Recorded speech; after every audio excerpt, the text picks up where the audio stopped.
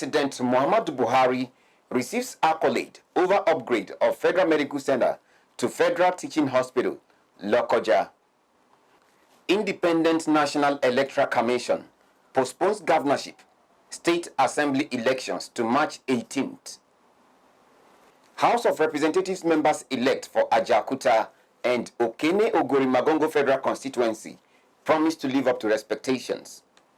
Taliban governor of Afghan province killed in suicide attack. And on sports, Bayern Munich cruise into quarterfinals of the ongoing Champions League.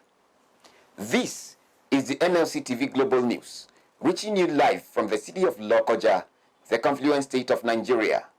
I am Joshua Adenoy. Thanks for joining us.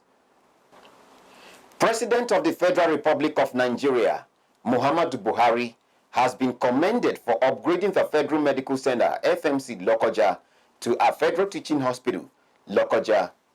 The Vice Chancellor of the Federal University LOKOJA, Professor Olayemi Akinwumi, and the Chief Medical Director, FMC LOKOJA, Dr. Olatunde Alabi, gave the commendation at a joint press conference at the university in LOKOJA, Kogi State Capital. They said the upgrade has provided an opportunity to ensure the dreams of potential medical practitioners are realized, as well as improvement in the health service delivery to the people. Let's join our reporter for the detail. The bill for the conversion and upgrade of the Federal Medical Center LOKOJA to a Federal Teaching Hospital was sponsored by the Senator representing Kogi West, Smart Adeyemi, at the 9th National Assembly. The bill was passed into law by the Senate of the Federal Republic of Nigeria on Tuesday, 21st June 2022. On 10th of February 2023, President Muhammadu Buhari approved the upgrade of the Federal Medical Center LOKOJA to a Federal Teaching Hospital LOKOJA Kogi State via letter reference SGF6/T4380. Following the development, the management of the Federal University LOKOJA and the Federal Medical Center FMC LOKOJA held a joint press conference to discuss the way forward. Addressing journalists by the management team of the two institutions, the Vice Chancellor of Federal University LOKOJA, Professor Olayemi Akinwumi, expressed joy over the upgrade as approved by President Muhammadu Buhari. The university don explained that statistics indicate that there are about 8,000 registered medical practitioners in Nigeria, but only about 40,000 are practicing in the country, describing such development as inadequate, worrisome, and unacceptable. By World Health Organization WHO standard, one doctor is to 100 patients, but in Nigeria, it is one doctor to more than 4,000 patients. This is grossly inadequate and unacceptable, especially in a developing country like Nigeria. It is indeed most worrisome. In the case of Kogi State, research conducted in recent times shows that in the next 10 years, Kogi State Medical Center and Hospital will express great inertia of medical doctors of Kogi State origin. About 98% of students of Kogi State origin that apply for medicine and surgery with outstanding performance in JAM and post-UTME in universities within the catchment areas of Kogi State are permanently denied admissions to read medicine and surgery in those universities. In most cases, some of them ended up reading single honors courses like biology, chemistry, physics, and so on. It is on the premise of the above deniers that Federal University LOKOJA established its own College of Health Sciences to address this same problem. He praised President Buhari for approving the upgrade of the Federal Medical Center FMC LOKOJA to a Federal Teaching Hospital LOKOJA, saying that it has further brought succor to the health needs of the people. It is my belief that qualified professors, associate professors, and senior lecturers in various fields of medicine and surgery within and outside Nigeria will take advantage and apply to fill the vacant positions. Already, visiting and sabbatical positions have been granted to some professors who are currently interfacing with the MBBS students. Let me assure you, gentlemen of the press, that it is our determination to ensure that our medical college becomes one of the best in Nigeria.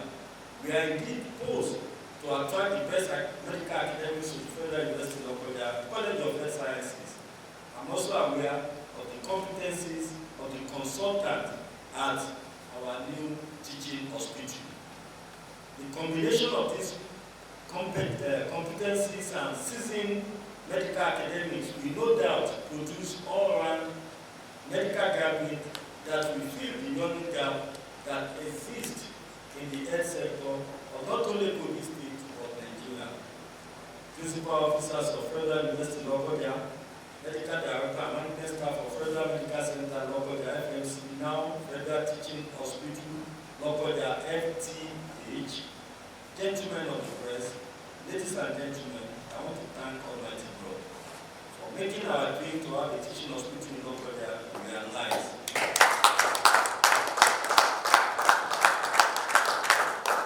I appreciate the President, Commander-in-Chief of the Armed Forces of Federal Republic of Nigeria, President Muhammadu Buhari, the Secretary to the Government of the Federation, Boss Mustafa, the Minister of Health, Dr. Sagi Amiri, Minister of State Health, Honorable Okumakama Joseph, President of the Senate, Distinguished Senator Ahmed Lawan, Senator Sumata Diemi, the Chancellor of Federal University of LOKOJA, and the Emir of Africa and Chairman of the State Council of Chiefs, His Royal Highness Alhaji Dr. Muhammadu Albani bin Muhammadu Idrisa, Chairman and Pro-Chancellor of Federal University of LOKOJA, Distinguished Senator Mr. DPD, PhD, and all members of Council, Management, Senate, staff, and students of Federal University of LOKOJA. Medical Director and staff of Federal Medical Center LOKOJA, now teaching Federal Teaching Hospital LOKOJA, Executive Secretary, National Universities Commission, Professor Abaka Adamu Rashid, and the Registrar, Medical and Dental Council of Nigeria, MDCA, Dr. Tao Sanusi. With commitment, trust, and enthusiasm, I'm confident that Federal University of LOKOJA, College of Health Sciences, and Federal Teaching Hospital LOKOJA will produce classical and well-rounded medical professionals that will stand the test of time. The Chief Medical Director of FMC LOKOJA, Dr. Olatunde Alabi, said the health institution has all the required facilities and equipment to train medical students. Excellent collaboration between two parent ministries, the Federal Ministry of Education, where the university is, and the hospital, where the Federal Ministry of Health, just for the progress and the actualization of dreams of young Nigeria. And so, we are ready, Mr. President has given us the marching order. There is no going back. And we are ready to make sure that this partnership works excellently well. So that there's a place that is accredited by both the National University Commission, the Federal Ministry of Health, the Medical and Dental Council of Nigeria is there, so that our students will not spend more than 6 years in medical school. Similarly, the Provost College of Health Sciences, Federal University LOKOJA, Professor Mike Ogirima, said he is overwhelmed with joy over the news of the upgrade, stressing that the dreams of young medical practitioners will be easily achieved through the platform. I thank you, the CMD, for allowing us as a university to train our clinical students in the teaching hospital. So I thank everybody, including the government of President Muhammadu Buhari, for granting this day very successful. It was a general belief that once the institution already equipped to take off, more jobs will be created and many would-be medical students will be admitted to study at the FMC Teaching Hospital. Report filed by Joshua Adinoy. I am Khadijat Mohammed, reporting for MLC TV. On politics, the House of Representatives member-elect for AJAOKUTA Federal Constituency, Sani Egidi Abdurrahim, has promised to bring to reality the dreams of the people of AJAOKUTA. He made the promise after receiving his certificate of return from the Independent National Electoral Commission (INEC) office in Abuja. Sani said, receiving the certificate of return is a testament of hard work and dedication to serving his constituents, stressing that he will continue to work tirelessly to bring about positive change to the constituency. He appreciated the people of AJAOKUTA for entrusting him with the mandate, promising that he will ensure the constituency gets the required representation at the federal level. Sani Egidi Abdurrahim prayed Allah to help him fill the new chapter with success, growth, and meaningful achievement that will have direct bearings on the people. Similarly, the House of Representatives member-elect for OKENE OGORI-MANGONGO Federal Constituency, Mohammed Ozigi, after receiving his certificate of return, appreciated the people for their overwhelming support, assuring that he will represent their interests. Ozigi said he will utilize the opportunity given to him to bring development to his constituency, calling for the support of the people at all times to enable him succeed. He also appreciated key stakeholders of the All Progressives Congress, APC in the state, calling on members of the party to remain peaceful in their activities. The Independent National Electoral Commission, INEC, has postponed the governorship and state assembly elections earlier scheduled to hold on Saturday, 11th March to 18th March 2023. The electoral umpire said the postponement was due to the Commission's inability to promptly commence reconfiguration of the bimodal voter accreditation system, BVAS machines, utilized during the February 25th presidential election to enable their use in the state elections. INEC was earlier restrained from tampering with the information embedded in the BVAS machines until due inspection was conducted and certified true copies, CTC, issued to candidates who are challenging the outcome of the presidential elections. The Presidential Election Petition Court, sitting at the Court of Appeal in Abuja, has granted the request of the Independent National Electoral Commission, INEC, to reconfigure the bimodal voters accreditation system, BVAS, it used for the presidential election. The court, in an unanimous decision by a 3-member panel of justices, held that preventing the electoral umpire from reconfiguring the BVAS would adversely affect the forthcoming governorship and state assembly elections. It dismissed objections by the Labour Party and its presidential candidate, Peter Obi, against the request. According to the court, allowing the objection by Obi and his party would amount the tying of the hands of the respondent, INEC. The spokesperson for the Atiku Okowa Presidential Campaign Council, Senator Dino Melaye, says the People's Democratic Party Presidential Campaign Council spent over 400 billion naira on their campaigns. Melaye, who made the disclosure in a video posted on his social media, argued that the whole concept of redesigning the naira was a deception. This is coming hours after the PDP leadership, led by Senator Iyorchia Ayu and other party chieftains, stormed the headquarters of the Independent National Electoral Commission, INEC, to protest the declaration of the presidential candidate of the All Progressives Congress, APC, Bola Tinubu, as the president-elect after the February 25, 2023 general elections. The PDP, Labour Party, and the New Nigeria People's Party, NNPP, rejected the results, describing the election as being marred by violence, rigging, and lacking integrity by the non-uploading of the presidential election results on the IREV portal in real time on the election day, thereby calling for the cancellation, among others.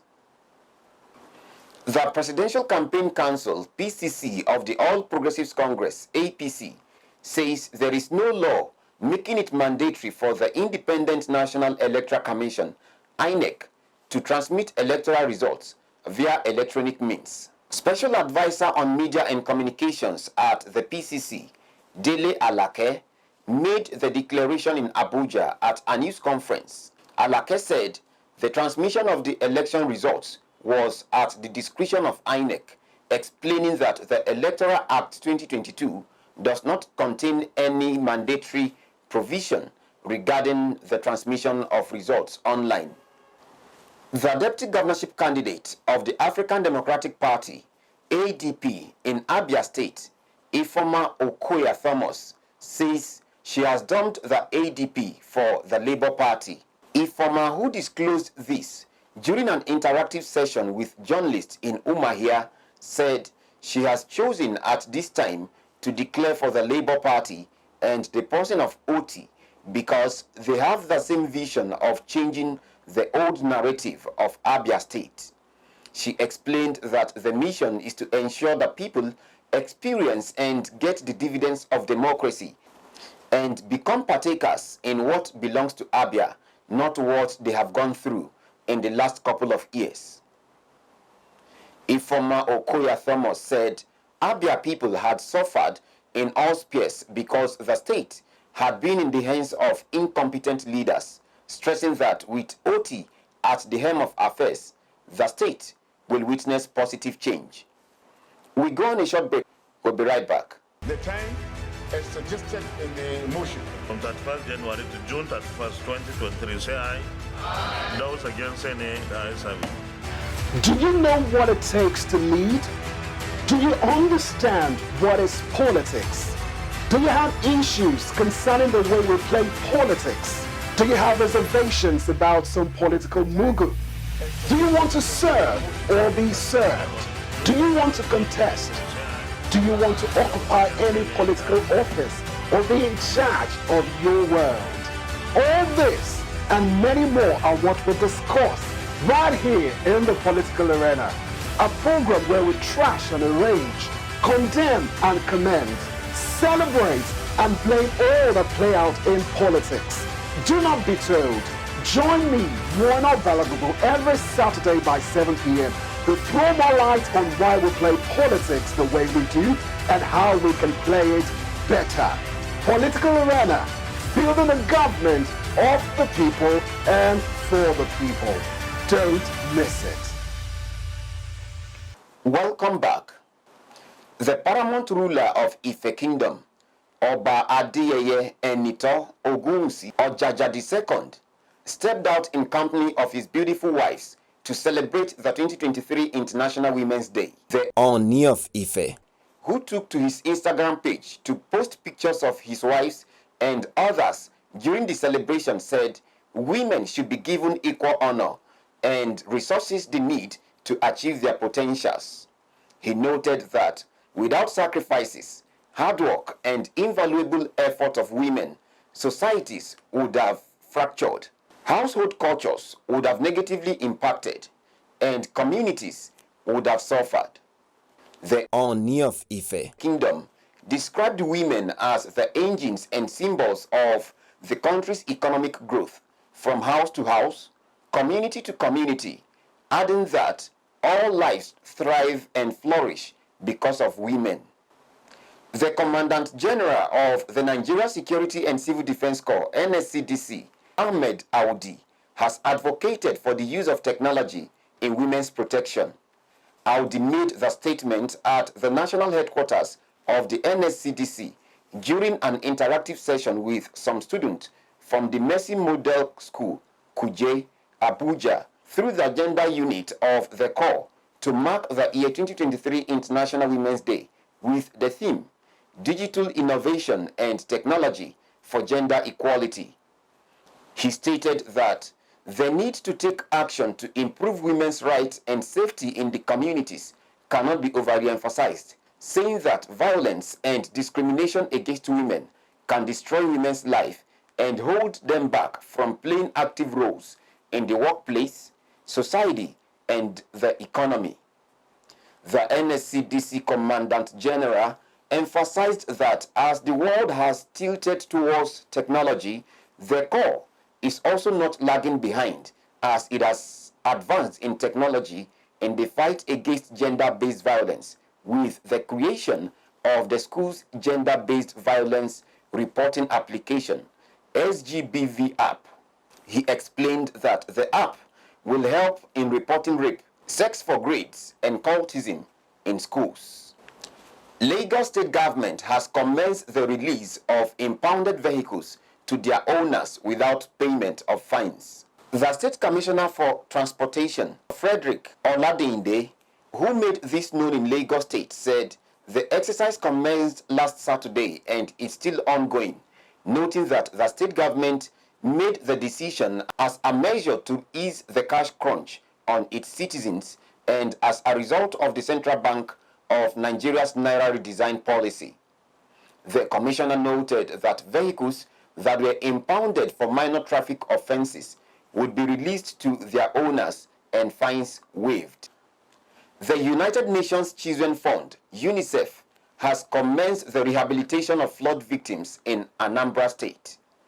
The organization flagged off a 3-month medical outreach in 10 local government areas of the state that were submerged by the 2022 flood. The reproductive health coordinator in Anambra State Ministry of Health, Dr. Obianuju Okoye, who spoke with journalists during the launch of the program in Onitsha, North local government areas, said the program was a partnership between the Anambra State government and UNICEF and also sponsored by them.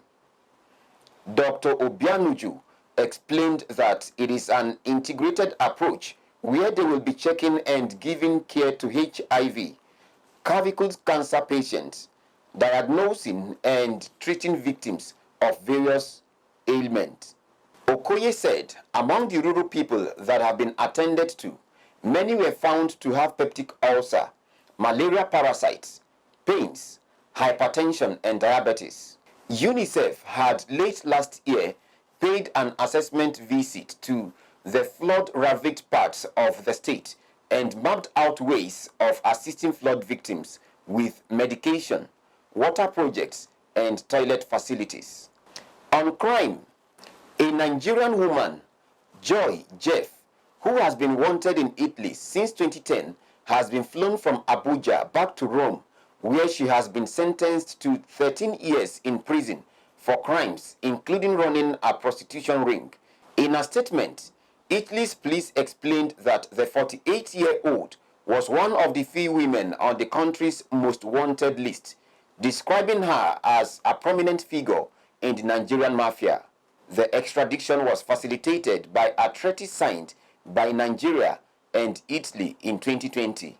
She was arrested in Nigeria on June 4, 2022, on an international warrant issued by Italy.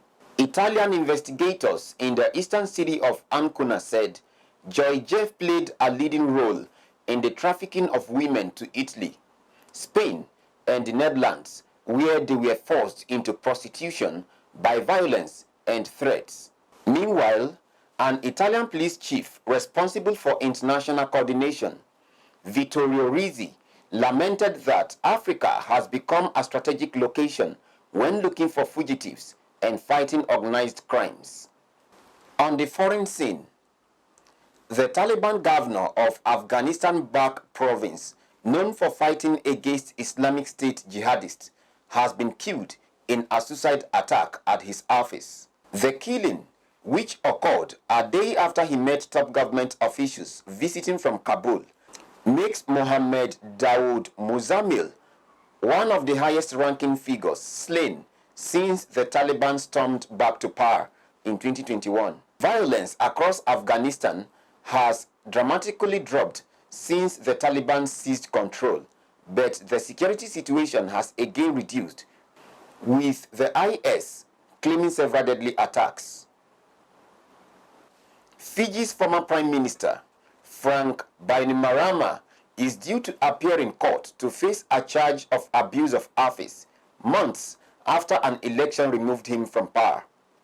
After being questioned by the police, state prosecutors laid a single charge each against Bainimarama and Sitiveni Quiliho, a key ally who is currently suspended from his role as police commissioner, appear at the Suva Magistrate Court after being kept in the custody.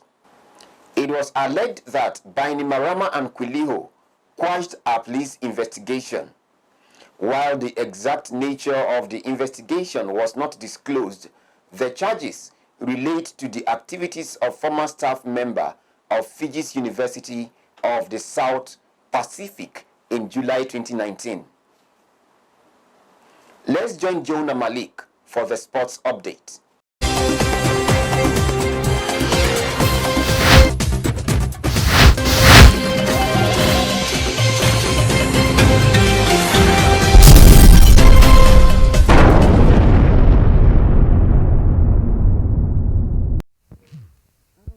Update. Eric Maxim Choupo-Moting swept home just after the hour mark for the host against his former club, with substitute Serge Gnabry adding to the glows to a professional display late on.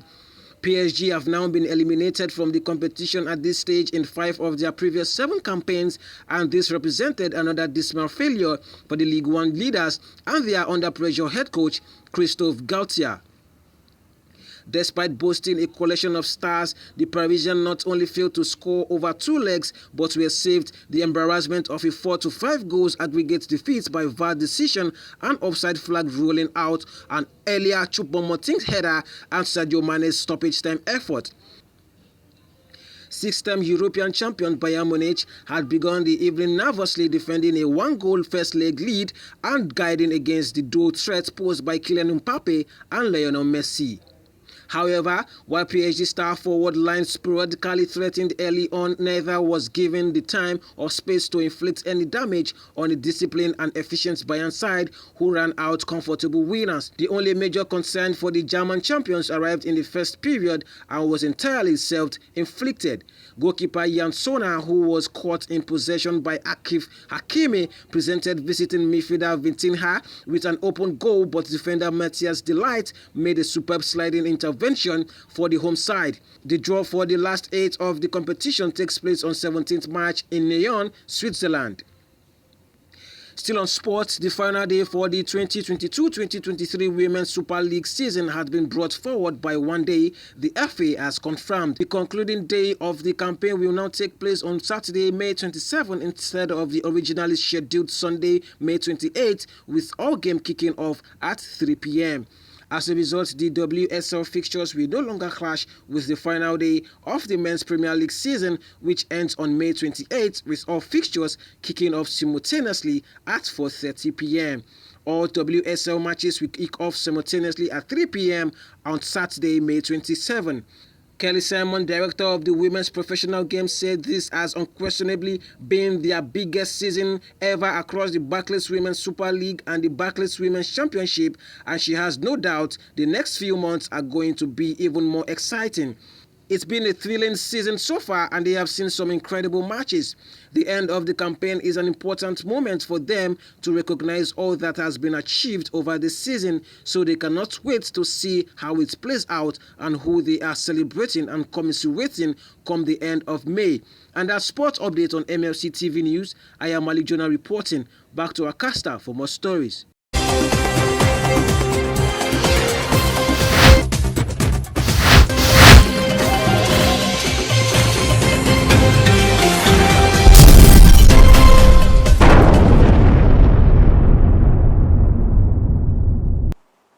Thanks for the update, Jonah. Let's join Matthias Ayodeji Peter for the latest entertainment news.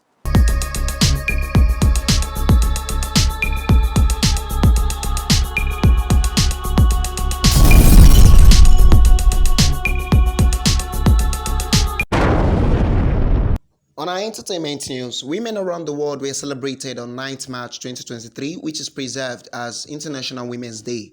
Nigerian music star Tiwa Savage shared pictures of herself at Buckingham Palace, where she met with the Queen Consort, Her Royal Majesty Queen Camilla, in a reception hosted to celebrate British women across all walks of life. The award-winning singer posted a picture on Instagram with a caption from the Book of Proverbs. Still on our entertainment news from Africa, Nigerian singer-songwriter Simi has shared her opinion on why many Nigerians migrate in search of greener pastures. Simi took to Twitter where she rolled out a couple of tweets detailing why Nigerians leave the country. She opined that nobody ever wants to leave their friends and family behind. However, they japa because they do not want to die feeling helpless. The singer also blames the government for creating a system that doesn't benefit its citizens. And that's all on Entertainment News today. My name is Matthias Ayodeji Peter, reporting for MLC TV. Back to our caster for more stories.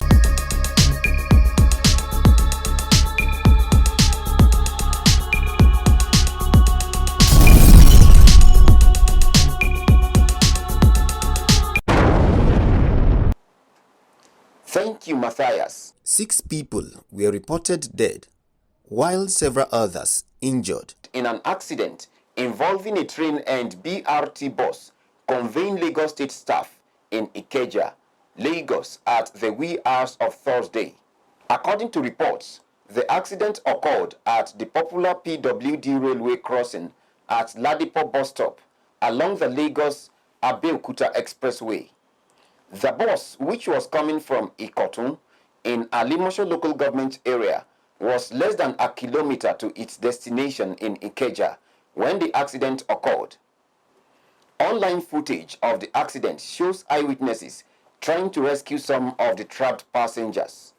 The injured passengers have been moved to the Lagos State Teaching Hospital, Ikeja, where all routine services have been put on hold to attend to the injured survivors. And that is the size of our package for today. If you like what we are doing, do support us by subscribing to our YouTube channel, Malachite TV. Like and follow our Facebook page, MLC TV and MLC TV 2, Instagram, MLC TV 2021, Twitter, MLC TV 1. For your event coverage, appearance on any of our programs, contributions, comments, advert placement, or sponsorship, please call or send SMS to any of our numbers displayed on your screen. Join Malachite TV online on weekends to watch our various programs. Saturday 7 p.m. Political Arena, Sunday 6 p.m. Women's World, and Monday 9 a.m. The Opinion. It's Malachite TV, reaching everywhere, informing everyone. As the Governorship and State House of Assembly election comes up on the 18th of March 2023, endeavor to perform your franchise and continue to be a brother's keeper to build a happier and better society together. I am Joshua Adinoy. Thanks for watching.